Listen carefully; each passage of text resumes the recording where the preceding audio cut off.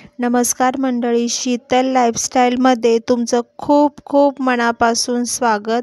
आपण आज बेसन पिठापासून मस्त अशी कळीचे लाडू, शेवचे लाडू बनवणार आहोत. चला तर मग सुरुवात करूया आजच्या या कळीच्या लाडूच्या रेसिपीला. इथे मी 2 किलो बेसन पीठ असं मळून ठेवलेलं. जास्त घट्टही नाही आणि जास्त पातळही नाही. ज्या प्रकारे तुम्ही शेव बनवता त्या प्रकारे हे पीठ थोडंसं भिजून ठेवायचं आहे आणि मग नंतर याने आपल्याला शेव पाडून घ्यायची आहे.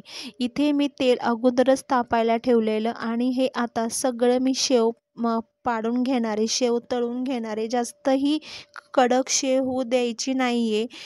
थोडीशी थोडंसं लालसर व्हायला लागली की लगेच काढायचं आहे, कारण जर ती पटकन काढली नाही तर ती शेवच बनेल, कारण आपल्याला चिवडा बनवायचा नाही आहे शेवचा.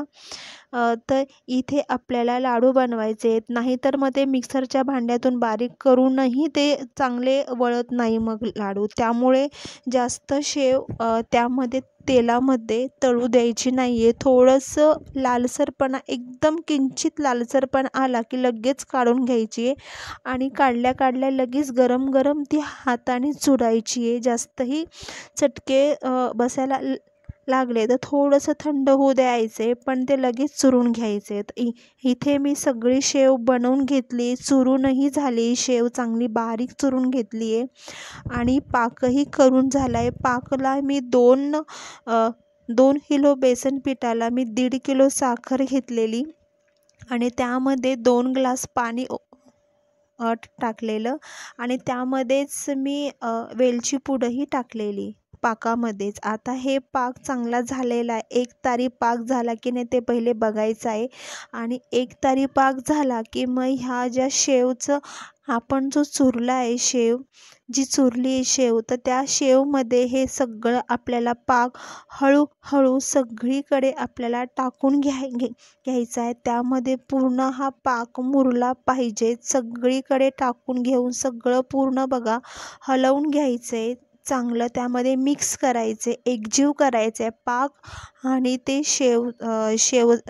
त्या शेवचा भुगा पूर्णपणे मिक्स करून घ्यायचा आहे आणि मग सगळे हे लाडू वळून घ्यायचे आहेत आपल्याला. या प्रकारे जर तुम्ही लाडू बनवले पारंपरिक पद्धतीने तर लाडू अप्रतिम लागतात, खायला खूपच चविष्ट लागतात. तुम्ही जर या प्रकारे जर लाडू कधी बनवले नसतील शेव पाडून तर नक्की करून बघा. खायला खूप लागतात, खूप छान लागतात आणि लहान्यांपासून मोठ्यांपर्यंत हे लाडू सर्वांना आवडतात. तर नक्की तुम्ही पण ट्राय करा. तर या प्रकारे बघू शकता तुम्ही, मी सगळं हे मिक्स करून घेतलेलं आहे पाक हा. कारण 2 किलो होती डाळीचं पीठ, तर लाडूही भरपूर झाले आणि थोडं भांडं कमी पडलं, त्यामुळे मी 2-3 परातीमध्ये ते मिक्स केलं.